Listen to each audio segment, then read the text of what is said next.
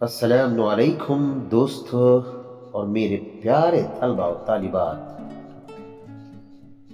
اپنے گھروں میں بچوں کو کبھی نالائق، بے وقوف اور پاگل نہ کہیں، کیونکہ وہ واقعی اپنے آپ کو نالائق سمجھنے لگتے ہیں۔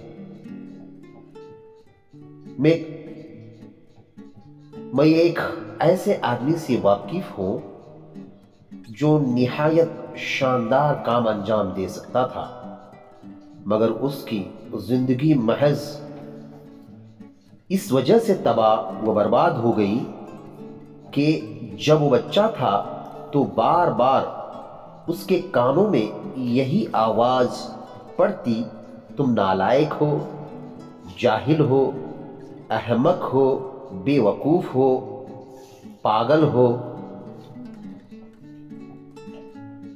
وہ بتاتا ہے کہ یہ الفاظ اس کے دماغ میں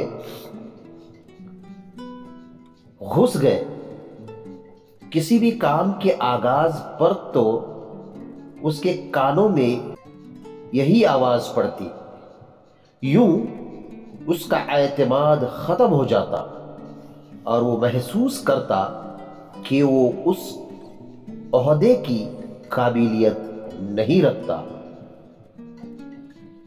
اس لیے عزیز دوستو اور میرے پیارے طلباء و طالبات، کبھی بھی کسی سے بھی، یا اپنے بچوں کو، اپنے دوستوں کو، کسی کو بھی برے الفاظ سے نہ پکاریں، طعنہ کشی نہ کریں۔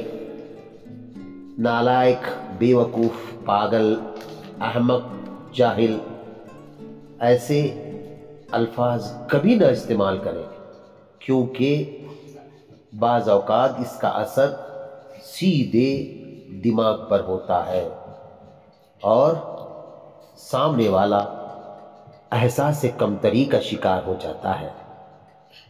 خیال رہے۔ السلام علیکم ورحمۃ اللہ وبرکاتہ۔